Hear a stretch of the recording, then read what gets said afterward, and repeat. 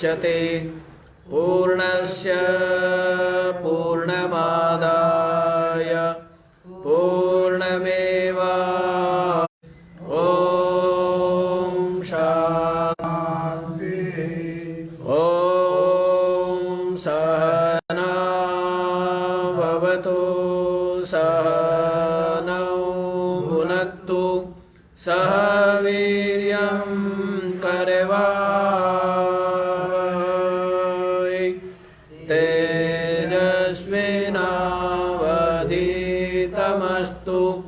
मा विद्विषावहै ॐ शान्ति शान्ति शान्ति।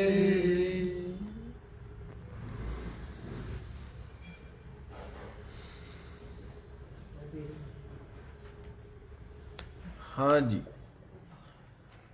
तो क्या विचार श्रवण कर रहे हैं?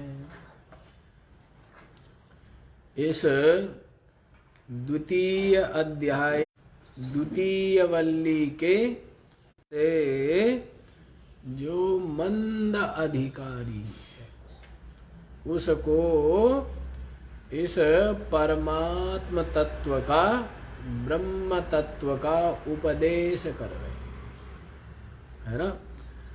तो उसमें आप लोग सुन चुके हैं। क्या सुन चुके हैं? अष्टम मंत्र में और नवम मंत्र में, और इससे पहले क्या बता दी है? अज्ञानी जीव की गति बता दी है ना। सप्तम मंत्र में क्या बताया है? जिसको तत्व का बोध नहीं हुआ, आत्म तत्व का बोध नहीं हुआ है, तो उसकी गति बता दी है कि वो देह धारण के लिए अब उसको योनि की प्राप्ति हो जाती है। और जो अत्यंत पापिष्ट है तो उनको क्या होता है? स्थावर योनि की प्राप्ति होती है। क्या बताया उनको? स्थावर वृक्ष आदि योनियों में वे जाते हैं। तो ये बता दिया है अज्ञानी की। और अष्टम मंत्र में बता दिया है क्या? कि देखो जी, स्वप्न में क्या होता है? इन प्राणादि के सो जाने के पश्चात भी जो जागता रहता है। क्या बताया है? जो जागता रहता है और अपनी कामना के अनुसार पदार्थों का निर्माण करता है स्वप्न में, है ना। अब आप एक बात देखिए, सातवां मंत्र बताया, उसमें क्या बताया है? उसमें तो एक तरह से इस जागृत जगत में जीव की क्या बताई है? गति बताई है कि किस प्रकार से इसका ये गमनागमन होता है, ये बता दिया है। और आठवें मंत्र में स्वप्न को दृष्टांत बना करके क्या बताया है? कि जैसे इसके कर्म होते हैं, जैसे इसकी कामना होती है, उसी के अनुसार पदार्थों का निर्माण करता है। तो इससे क्या बात बता रहे? इतनी बातें जो हमने बताई वो तो ठीक है। अब यहां पर एक बात और पता लगती है कि जागृत में भी क्या होता है? जैसे स्वप्न में होता है, इसी प्रकार जागृत में भी अपने कामना के अनुसार ही क्या होता है? ये सृष्टि को रचता है ना। जैसे स्वप्न में अपनी कामना के अनुसार लगता क्या है? लगता तो ये है कि हमने कुछ नहीं किया। स्वप्न में क्या लगता है? कोई डरना नहीं चाहता। स्वप्न में देखा सांप ही सांप, कई लोग बताते हैं सांप ही सांप। तो लगता क्या है कि हमने तो कुछ भी नहीं किया, और जी हम तो बहुत तंग हो गए, हमें ऐसे स्वप्न क्यों दिखते हैं, हम परेशान हैं, कुछ समाधान बताइए। जबकि वो सब जो स्वप्न दिख रहा है वो उसकी बुद्धि में है, वही चिंतन वही संस्कार दृढ़ है। सर्पों को मारा होगा, सर्पों के साथ ज्यादा प्रेम रखा होगा या ज्यादा द्वेष रखा होगा? क्योंकि कौन सी चीज चित्त में आती है? जिससे अधिक प्रेम हो या जिससे अधिक नहीं, उसी का तो होता है ना। जैसे सुख का राग होता है और दुख से द्वेष होता है ना। वही आपको, उनका ही चिंतन होता है और वही आपके सामने आते रहते, नहीं आते रहते। अब कोई व्यक्ति यदि बुद्धि का भी इतना है, यदि सकारात्मक बना ले अपनी बुद्धि को और सुख पर ही दृष्टि रखे, तो दुख नहीं आएंगे जीवन में। लेकिन छोटी सी प्रतिकूलता होती है, समस्या कितनी होती है, और उसको बड़ा किसने बनाया है? समस्या बहुत छोटी, समस्या तो बहुत ही छोटी है, पहली बात तो है ही नहीं। जिसको आप समस्या मान रहे हो वो समस्या नहीं है, एक तरह से देखें तो अवसर है। जिसको हम समस्या, मान लीजिए शरीर में रोग ही है, ये अवसर है आपके लिए। क्या अवसर है? नहीं, आपके पास अवसर है कि रोग होते हुए भी आपकी बुद्धि अशांत ना हो। आपके अंदर कितना विवेक है,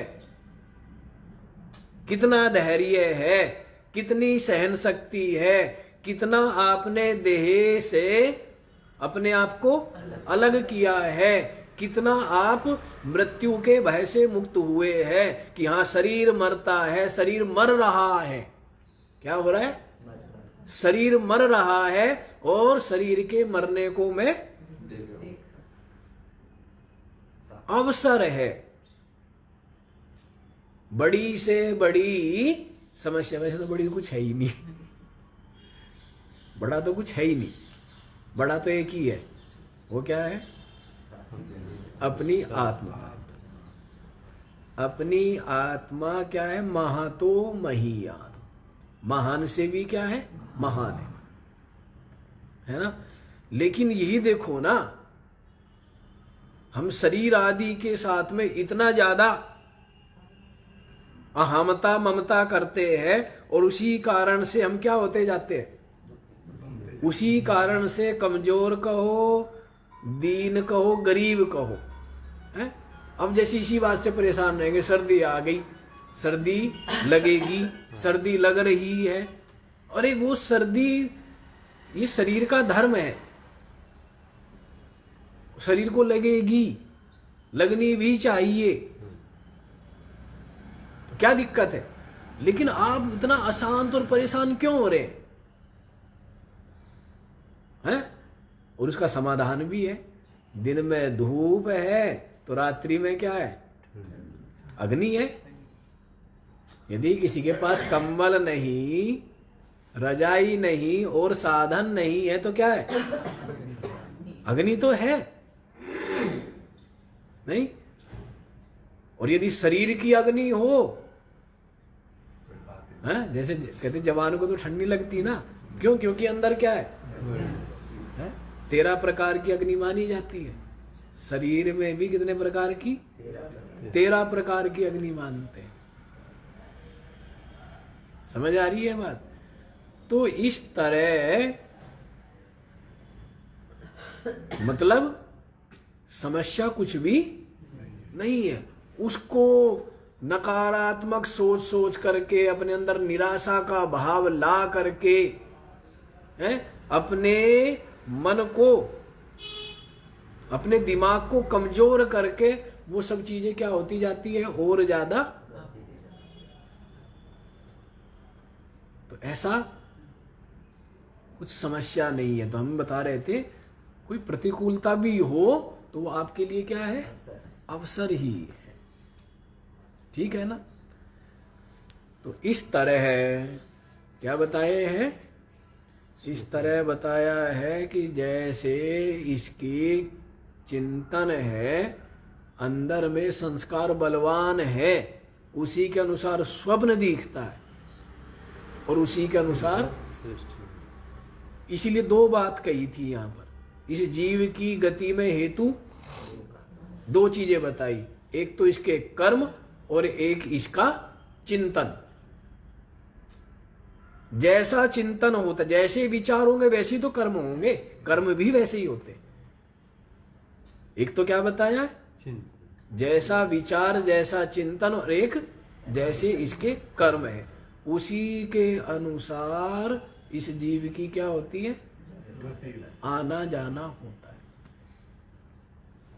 और ये भी बता दिया है कि ये जो जागृत जगत है ये भी स्वप्न के ही समान, जैसे स्वप्न दिखता है अपने चिंतन कहो, विचार कहो, वासना कहो, निश्चय कहो, संस्कार कहो, उसी के अनुसार दिख रहा है ना, नहीं दिख रहा है। जैसे पहलवान कोई है तो उसको वैसा स्वप्न दिखेगा, जीत गया है ओलंपिक, नहीं जीतेगा, जो जैसा वैसा ही दिखेगा ना, नहीं दिखेगा।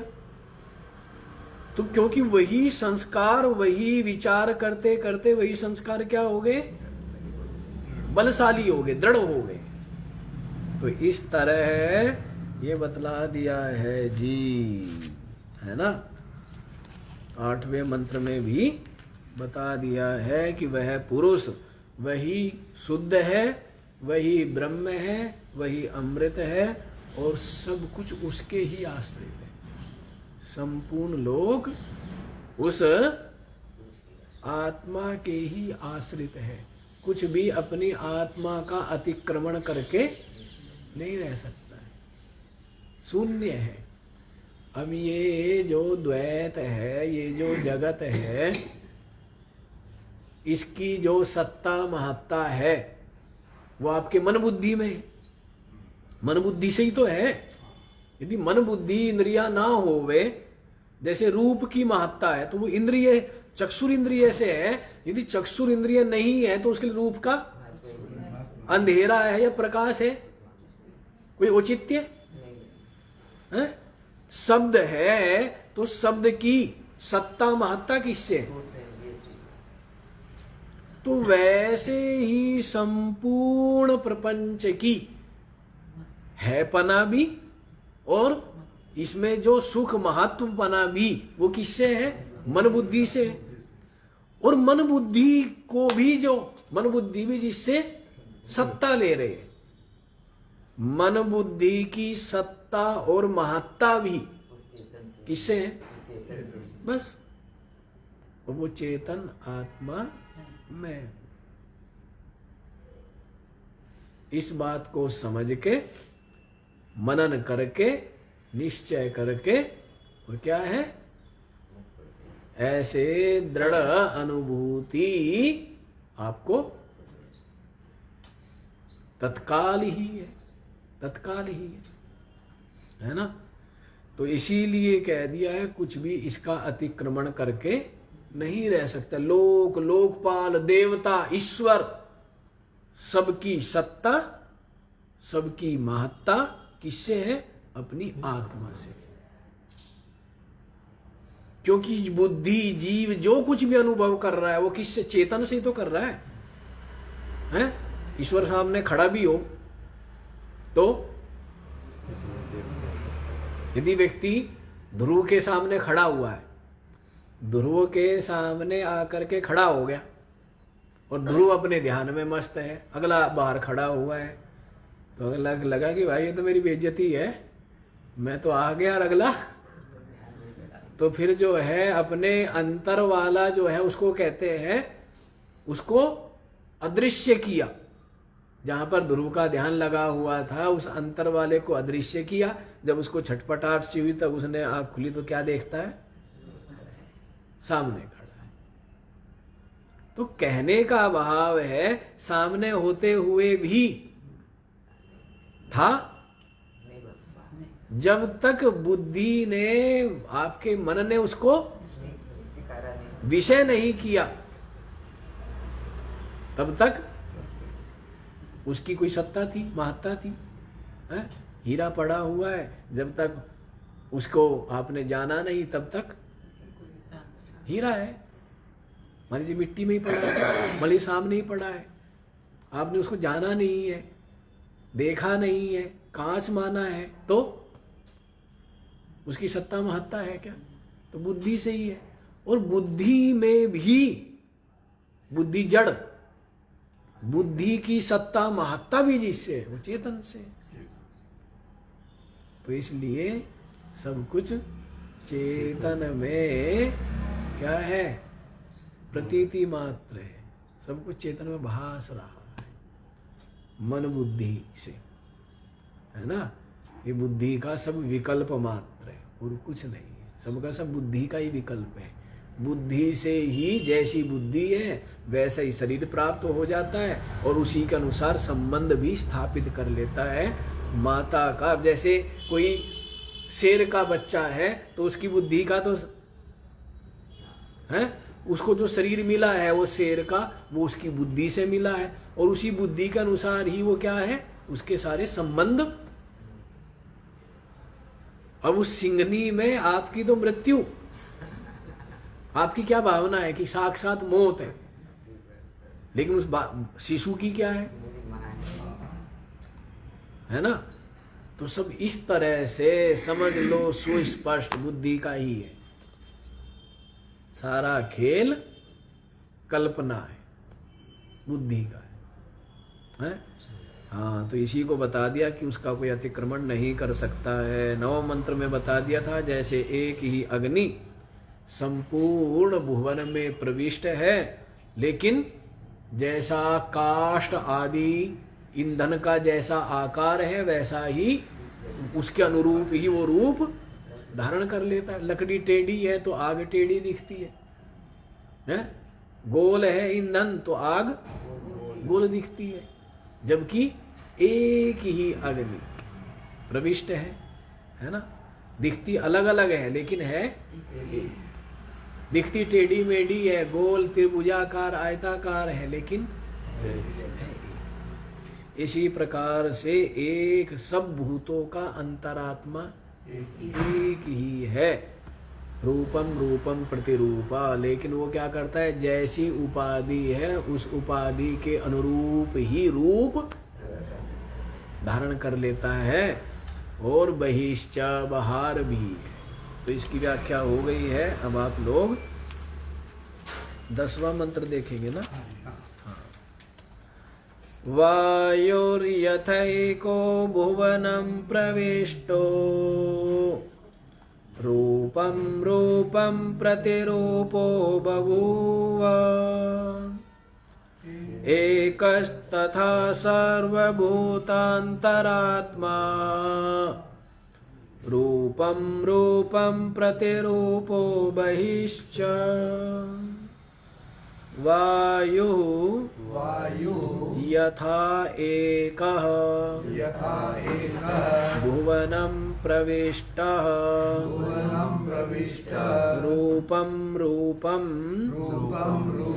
प्रतिरूपः बभूव एकस्तथा सर्वभूतान्तरात्मा रूपं रूपं प्रतिरूपः बहिः यथा एकः वायु।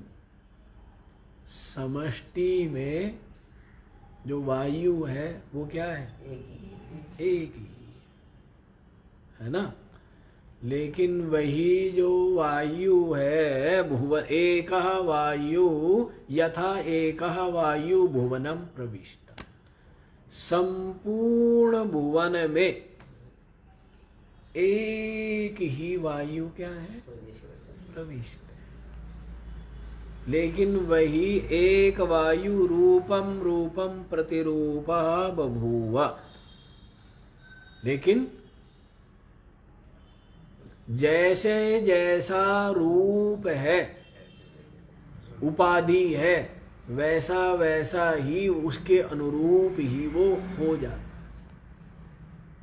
उसी के क्या हो जाता है, अनुरूप हो जाता है। जैसे एक वायु है और सबके सब शरीरों में अलग अलग प्राण रूप से अलग अलग है ना, और उसके भी अनेकों भेद है। 5 प्राण 5 उप प्राण, ये किसके भेद है, वायु के ही तो है।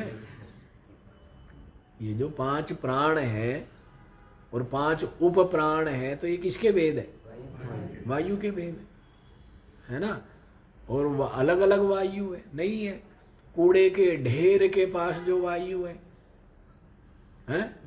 वो दुर्गंध है, और वही जो पुष्पों की वाटिका है उसके पास जो वायु है ना, और एक जो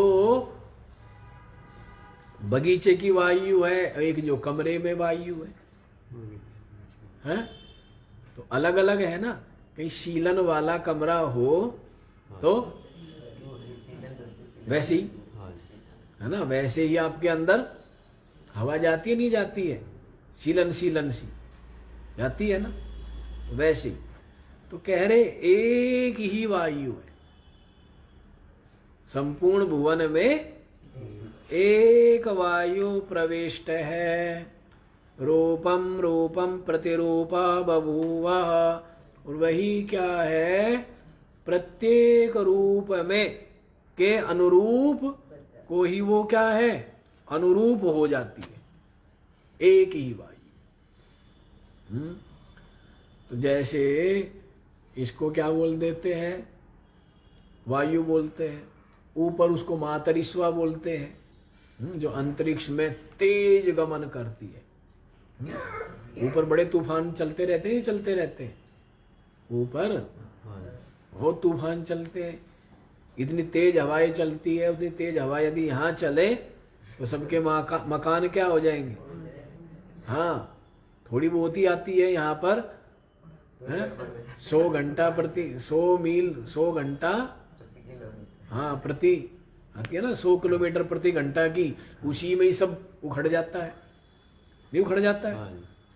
और ऊपर तो चलती है, बहुत बहुत तेज तूफान चलते हैं। तो उसका अलग नाम है। तो वायु तो क्या है, एक ही वायु। समझ आ गया। तो जैसी उपाधि है उसी के अनुरूप हो जाती है। इसी प्रकार से तथा एकः सर्वभूतांतरात्मा, संपूर्ण भूतों का अंतरात्मा एक ही है। संपूर्ण भूतों में एक ही आत्मा प्रविष्ट है। और जैसे भूत है, देखो इसी बात को 2-3 दृष्टांत के द्वारा समझाएंगे। किस बात को, एक ही आत्मा है। संपूर्ण भूतों के अंतर में एक ही आत्मा प्रविष्ट है। रूपम रूपम प्रतिरूपः बहिश्च, जैसे जैसे शरीर आदि उपाधियां है, रूप है, उसके अनुरूप हो गया है ना। लेकिन साथ ही साथ बहिश्च, और क्या है, बाहर भी। सोपाधि में भी, उपाधि में भी है, और उपाधि के बाहर भी है ना। जैसे आकाश सब में है और सबसे क्या है, बाहर भी है ना। आकाश जो है सब मकानों में क्या है, और मकानों के बाहर भी क्या है, आकाश ही है।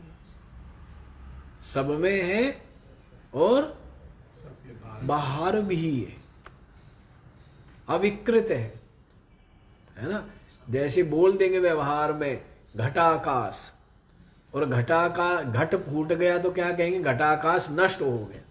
जबकि आकाश ना तो उत्पन्न हुआ और ना नष्ट हुआ, वो तो केवल घट उपाधि के कारण से उसका एक नाम रख दिया है घटाकाश। अन्यथा आकाश जो है वो एक है और अविकृत रूप में, अविकारी।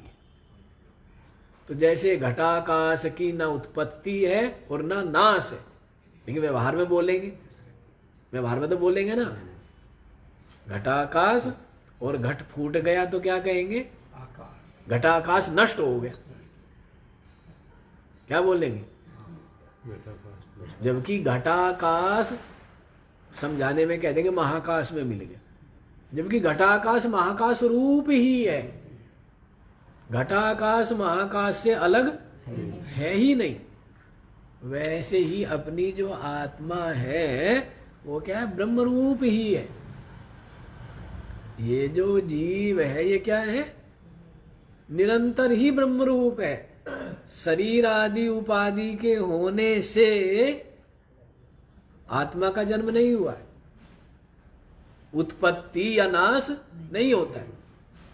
अंतःकरण आदि उपाधि के उत्पन्न होने से या नाश होने से आत्मा की उत्पत्ति या नाश नहीं है।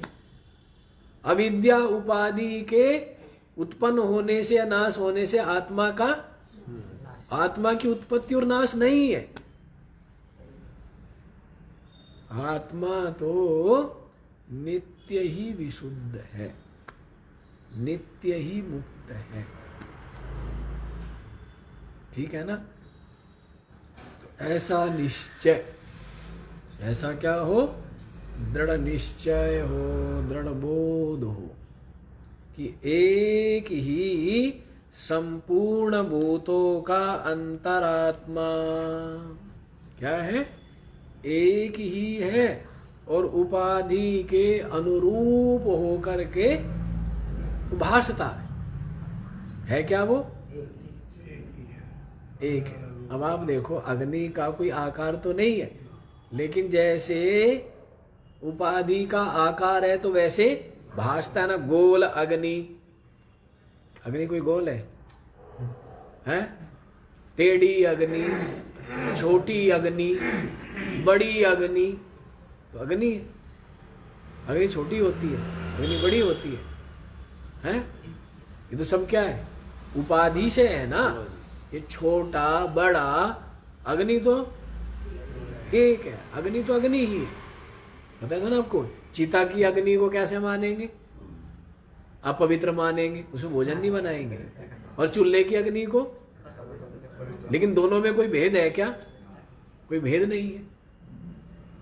ये भेद संसारियों की बुद्धि में है ना, इसलिए शंकर जी की बुद्धि में तो नहीं है। शंकर जी तो वहीं जाके बैठ कर के ठंड लग रही है तो क्या करें, हैं? ठंड लग रही है तो क्या करें, हैं? तो वहां जाके बैठ जाओ।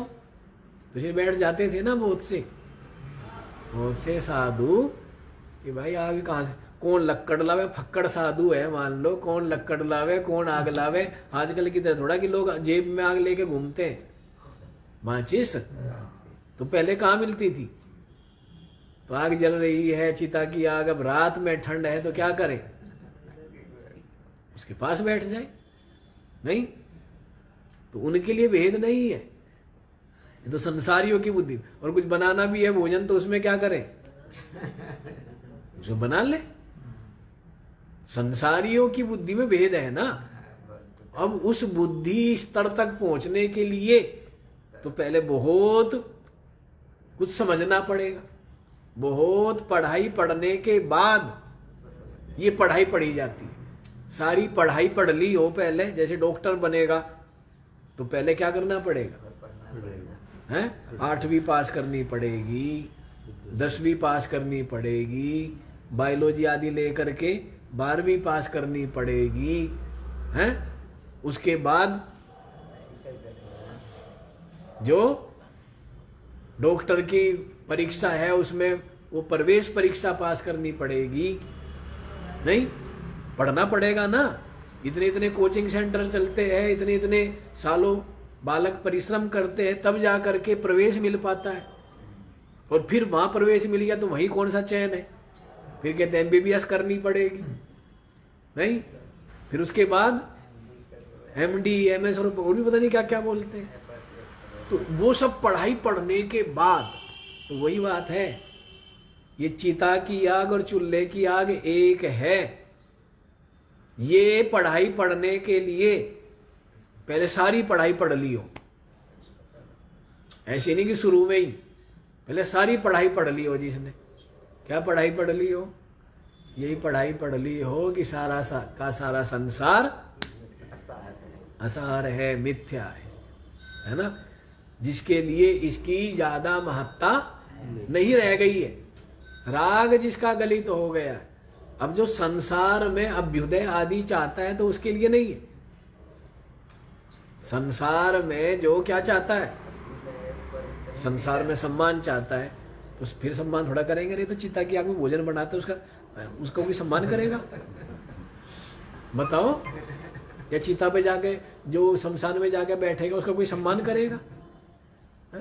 तो यदि संसार चाहिए, मतलब संसार में अभ्युदय चाहिए, तो उसके लिए ये पढ़ाई, हाँ, पहले सब पढ़ाई पढ़ ली और सबको समझ समझ करके जान लिया कि इनमें कुछ भी सार नहीं है, इसमें कुछ भी सार नहीं है। राग जिसका समाप्त हो गया है, तो उसके लिए अग्नि एक ही है। ठीक है ना? वो वहां भी भोजन पका के खाए तो कोई दोष नहीं है, क्योंकि उसकी दृष्टि अलग है। दृष्टि की तो बात है, सारी बात तो दृष्टि की तो है नहीं। एक की भाई दृष्टि है कि भाई है, दूसरे की उसी में क्या है, शत्रु है नहीं। दृष्टि की तो बात है।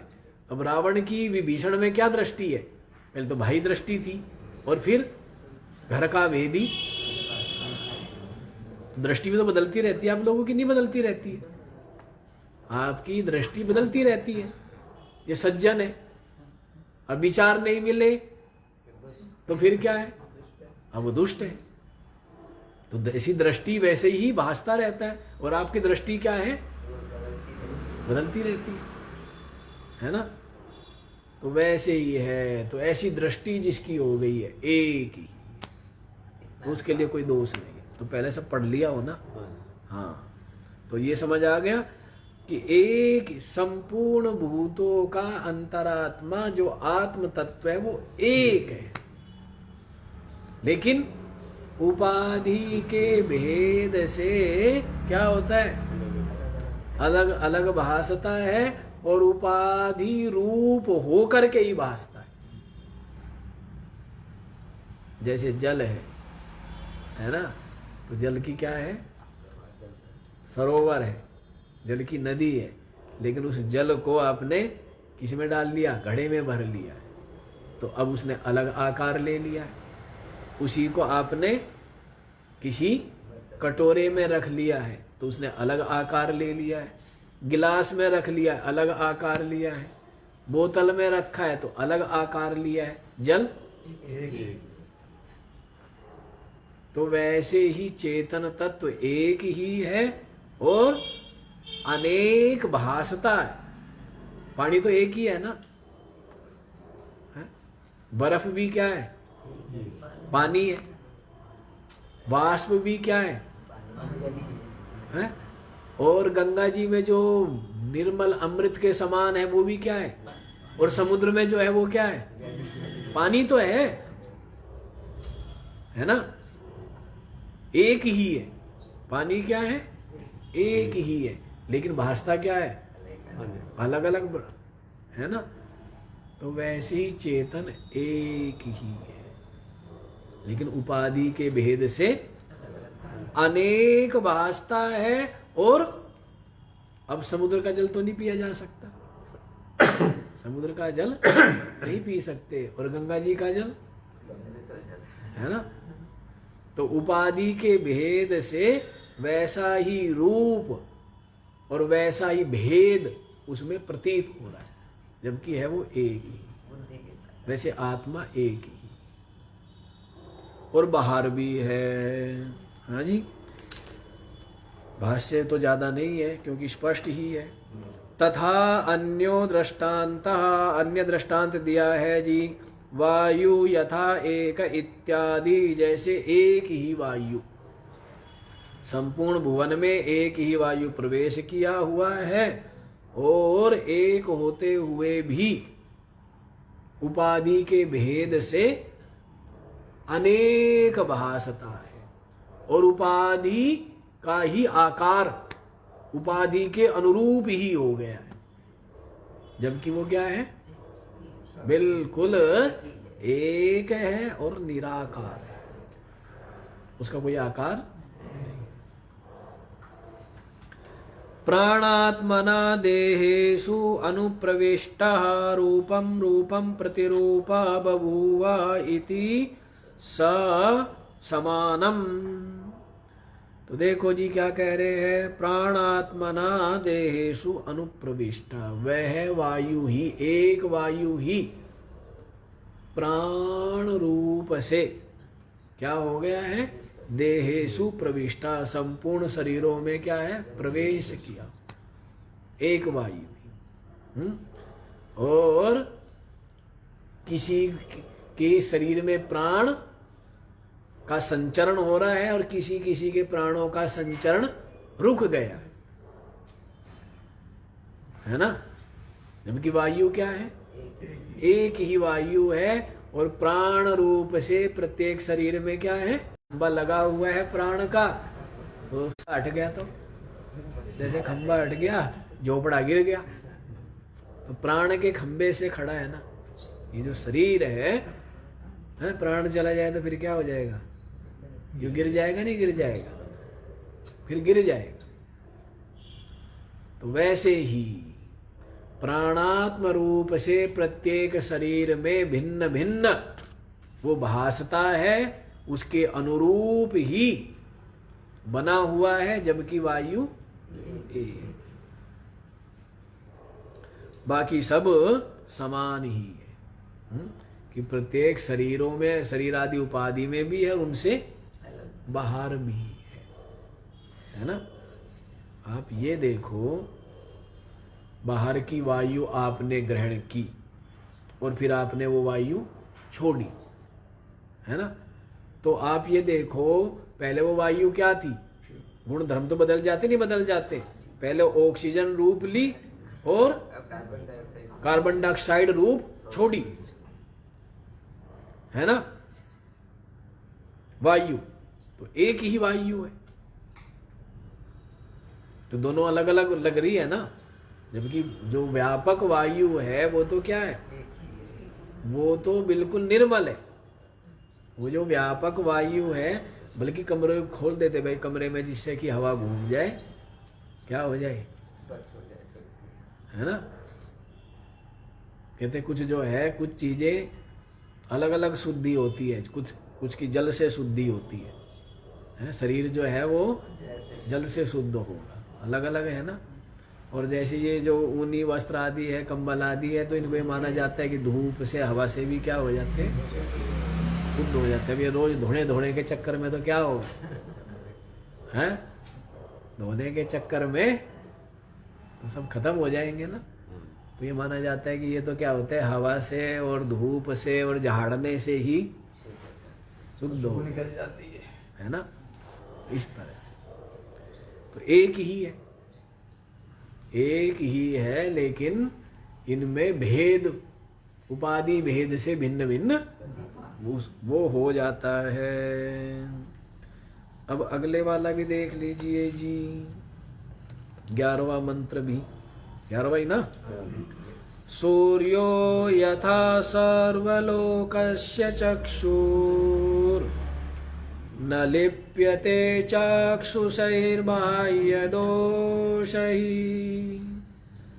एकस्तथा सर्वभूतान्तरात्मा न लिप्यते लोकदुःखेन बाह्यः। सूर्यः यथा सर्वलोकस्य चक्षुः न लिप्यते चाक्षुषैः बाह्यदोषैः एकः तथा सर्वभूतान्तरात्मा न लिप्यते लोकदुःखेन बाह्यः। सूर्य यथा सर्वलोकस्य चक्षु, जैसे सूर्य है ना, क्या ये सूर्य देव सर्वलोकस्य चक्षु, संपूर्ण लोक का सूर्य क्या है ना। यदि ये चक्षु होवे और सूर्य का प्रकाश ना हो तो क्या कुछ दिखता है क्या? रात्रि में रहती है आपके पास चक्षु तो जंगल में कुछ दिखा नहीं ना, और उसी में दिन में आप क्या खूब पुस्तक बैठ करके पढ़ रहे थे नहीं? तो सूर्य जो है वो संपूर्ण लोक का चक्षु है। और न लिप्यते चक्षुषै बाह्य दोषैः, अब चक्षुओं के दोष से क्या है वो लिप्त नहीं होता है ना।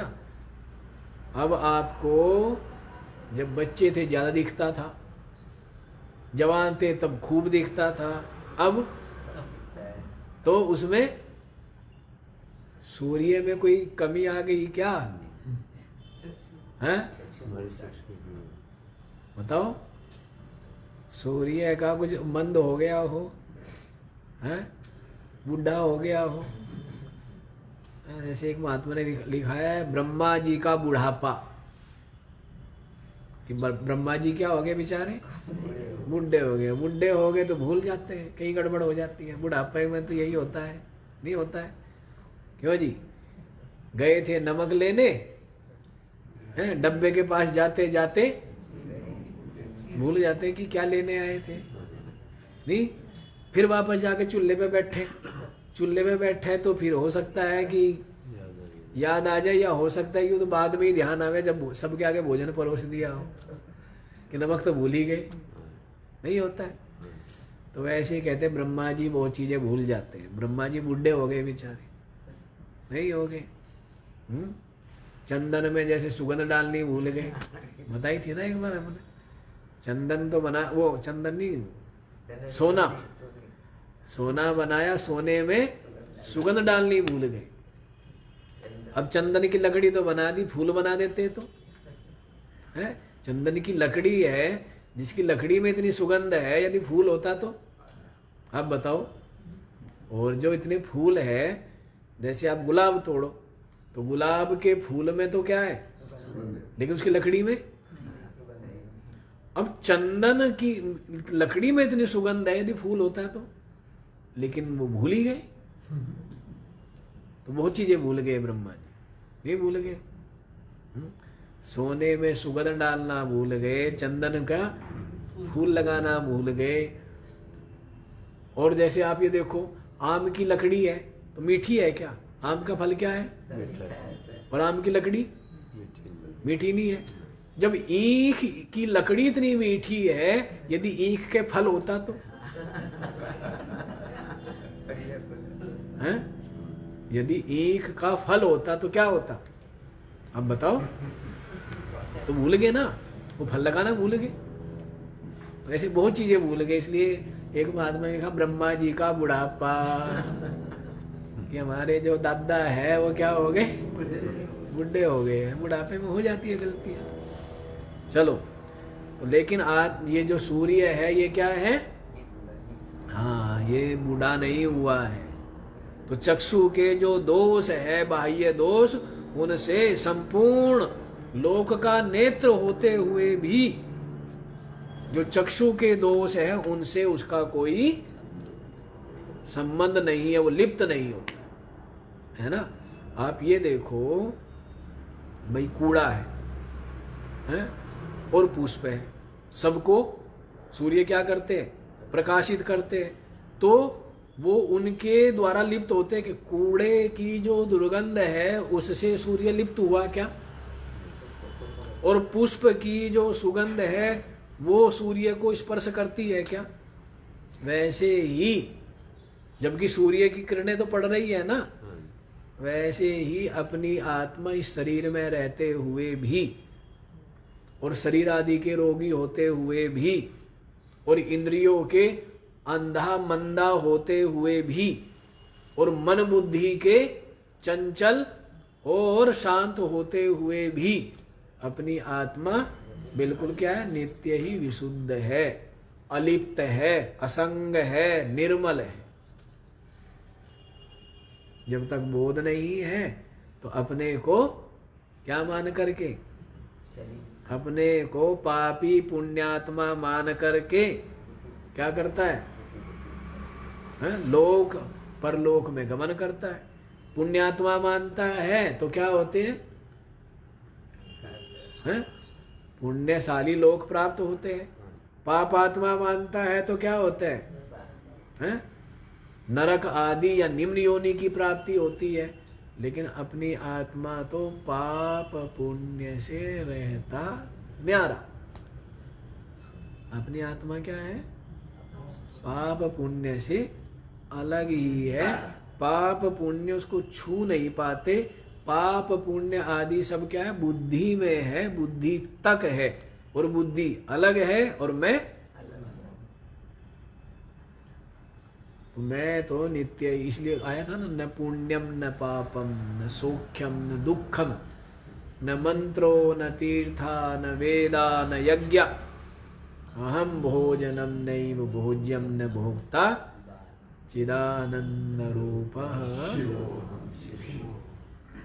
बोध जिसको है, और जिसको बोध नहीं है वो क्या है? वो उससे सना हुआ है, लिप्त है। और जिसको बोध है वो क्या है? बिल्कुल अलग ही। बस खाली जानना है। खाली क्या है? जानना है। जैसे लाल पुष्प के ऊपर स्फटिक रख दी है तो क्या होता है? तो स्फटिक लाल है क्या? स्फटिक तो क्या है? बिल्कुल निर्मल है, पारदर्शी है। वैसे ही अपनी आत्मा शरीर के संबंध से क्या लगती है? बालक युवा वृद्ध भासती है। जबकि आत्मा क्या है? बिल्कुल अलग ही। भूखा प्यासा भागता है, रोगी स्वस्थ भासता है। जबकि आत्मा बिल्कुल वैसी मन बुद्धि के योग से क्या भास रहा है? कर्ता भोक्ता भासता है, सुखी दुखी भासता है, ज्ञानी अज्ञानी भासता है, बंधन मुक्त भासता है। जबकि आत्मा तो क्या है? निर्बंध ही है। लेकिन जिसको क्या है? समझ नहीं है तो वो एक देखता है। और जिसने विवेक कर लिया, लाल है फूल, स्फटिक है बिल्कुल, वैसी शरीर है, इंद्रिया है, प्राण है, मन है, बुद्धि है, इनमें है अनेकों धर्म। लेकिन आत्मा तो इन उपाधि से और उपाधि के धर्मों से बिल्कुल अलग ही। समझ आ रही है बात? आत्मा उपाधि से और उपाधि के गुण धर्मों से बिल्कुल अलिप्त है, बिल्कुल असंग है, साक्षी मात्र। इसलिए साक्षी बोला है। इसलिए क्या बोलते हैं? गवाह है। गवाह केवल दूर रह करके जो जानता है, दूर रह करके जो सब देखता है, उसको क्या बोलते हैं? है ना? जैसे महाभारत के युद्ध में गवाह कौन बना है? बर्बरीक, खाटू श्याम।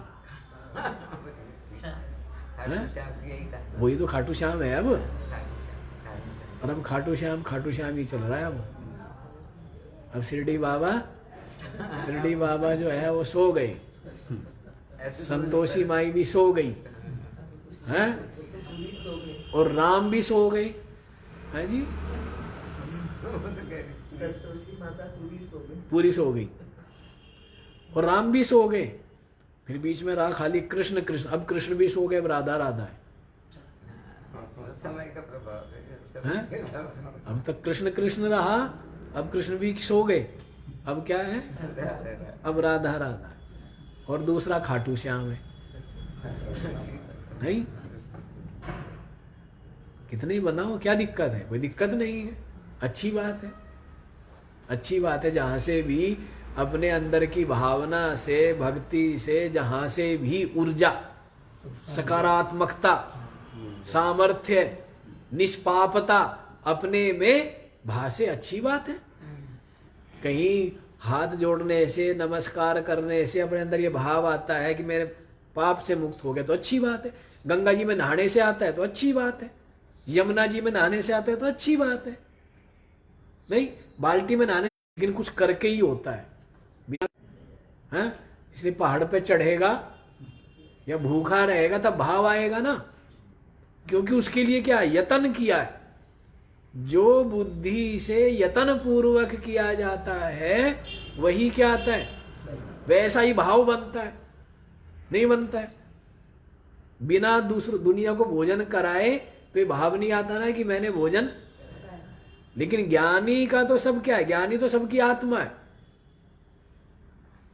समझ आ रहे? तो ज्ञानी तो ऐसे ही भाव कर सकता है, भावना की तो बात है ना। इसमें यदि आहुति डाल ले कि मैं प्राण अग्नि में क्या कर रहा हूं, आहुति डाल रहा हूं। एक ने बहुत बड़ी रचना रची हैं, करोड़ों अरबों रुपए किसमें किए, यज्ञ करने में किए। एक ने भावना कर ली मैं प्राण अग्नि में आहुति डाल रहा हूं, एकाग्रता हुई, जिसकी ज्यादा भावना बनी उसको पुण्य ज्यादा मिलेगा। ये नहीं कि उसने अरबों रुपए लगाए, कोई मतलब नहीं बैठता। भावना बन जाए, भावना बने, निश्चय होवे, वही। यदि ये भावना बन गई, राम मुंह से निकाला और राम मुख से निकालते ही मेरे सारे जन्मों जन्मों के पाप नष्ट हो गए। यदि ऐसी भावना दृढ़ बन गई, 1 करोड़ बार राम कहने से भावना बनेगी, चाहे एक बार कहने से बने, वो आप देखो। एक की तो हो सकता है एक बार कहने से बन जाएगी, एक की 1 करोड़ बार कह के भी नहीं बनेगी, उसका कोई मतलब नहीं है। 1 करोड़ कहना ही मातो, ऐसा कुछ नहीं है। 10 करोड़ कह के भी नहीं बने किसी की। ये मशीन है, ये 10 अरब बार कहती है, उसके अंदर भावना ही नहीं बनेगी, है ही नहीं। तो भावना बननी है। गंगा जी में नहा कह दिए, भावना बन गई, मेरे सारे पाप धुल गए, धुल गए, निश्चित रूप से धुल गए। इसमें कोई संशय, यदि मन में संशय है तो फिर है। उसके बाद भी क्या और कहता है कि नहीं वो और करूंगा, भाई तू वो भी कर ले। एक की तो गंगा जी में नहाने से भावना बन गई, मेरे सारे पाप धुल गए, उसको धुल गए। एक के अंदर भी ये है कि नहीं भाई श्रवण का और पूरा वो करूंगा, हैं, अनुष्ठान करूंगा या फिर क्या करूंगा, रुद्राभिषेक करूंगा, तब जा करके मैं उसकी तब भावना बढ़ेगी। एक की हुई, ऐसे थोड़ा होते हैं। 12 ज्योतिर्लिंगों के जब दर्शन करूंगा तब मैं निष्पाप होऊंगा, तो 12 ज्योतिर्लिंग धक्के खाएगा तब जाके उसको भावना बने। जैसे भी हो भावना बने, बुद्धि तो बननी है। क्या बननी है? ये निश्चय से ही तो है। यदि ये निश्चय हो गया, पाप रहित हूं, पापों से मुक्त हूं, पाप मुझे छू नहीं सकते क्योंकि मैं आत्मा हूं, तो वो क्या है? वो निष्पापी है, मुक्ति। बात भावना की कहो, निश्चय की कहो, बुद्धि की कहो, कैसी बुद्धि बन गई है। मैं जीव हूं, ये भी एक बुद्धि है, और मैं ब्रह्म हूं, ये भी तो वृत्ति है। इसे बोला ब्रह्माकार वृत्ति बनाओ। जो देहाकार वृत्ति है ना, जो जीवाकार वृत्ति है, जो और अन्य रूप वृत्ति बनाई है, उन वृत्तियों को सबको काट दो और ये वृत्ति बनाओ अहम ब्रह्म। बस यदि ये वृत्ति बन गई, आप ब्रह्म है, आप ब्रह्म है, आप ब्रह्म ही है। जैसे है, अब वो वृत्ति कैसी भी करके बन जाती है।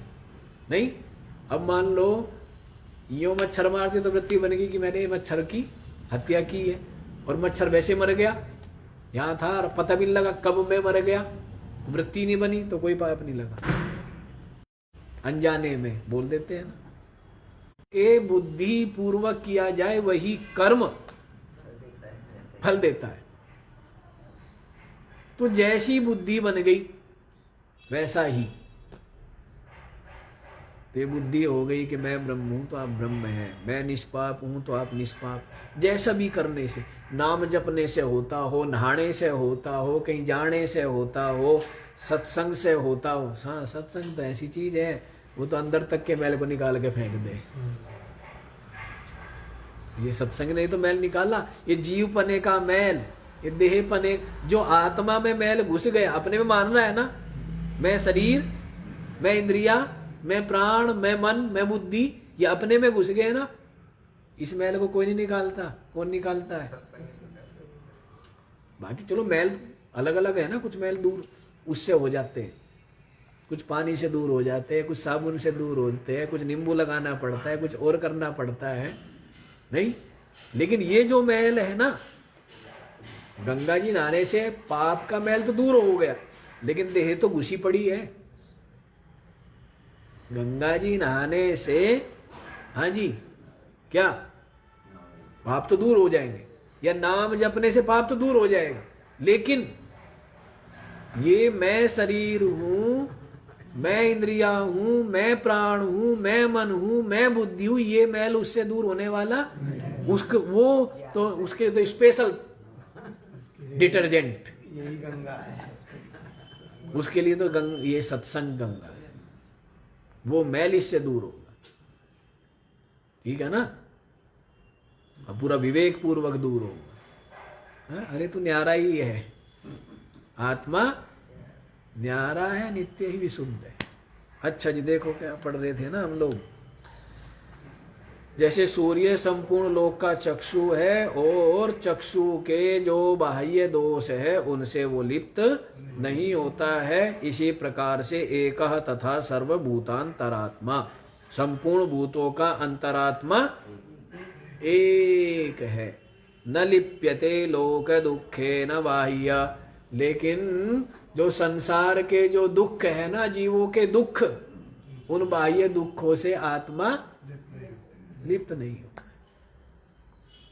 पूरा दुखी है। क्या है? शरीर घायल है ना, तड़प रहा, मर गया, निकल रहा है, लेकिन आत्मा फिर भी क्या है? आत्मा दुखी नहीं है।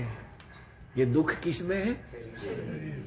ये कष्ट शरीर में है, और इसको अनुभव कौन कर रहा है? ये मन बुद्धि कर ले। आत्मा तो क्या है? आत्मा को दुख नहीं पहुंचा। गुरुजी बीमार हो गए हैं, बहुत कष्ट है, बहुत कष्ट है, और चिल्ला रहे हैं। क्या कर रहे हैं? जो क्या कहते थे कि मैं क्या हूं? मैं ब्रह्म हूं, मैं चेतन हूं, मैं नित्य मुक्त हूं, ऐसा निश्चय, ऐसा अनुभव है, लेकिन चिल्ला रहे हैं, तो उससे क्या वो अज्ञानी हो गए क्या? हैं? शरीर में रोग है, कष्ट है, मन उसको अनुभव कर रहा है, वाणी से वो प्रकट हो रहा है, आत्मा से तो इनका स्पर्श, आत्मा से स्पर्श है क्या? इस कष्ट का, इस सुख दुख का, इस चिल्लाने का आत्मा कैसे स्पर्श हुआ क्या? जिसने अपनी आत्मा को न्यारा कर लिया है, उसके बाद भी बाजा बजता है तो बजने दो। बाजा बजता है तो आप एक बात बताओ, बोध होगा तो क्या भूख प्यास नहीं लगेगी क्या?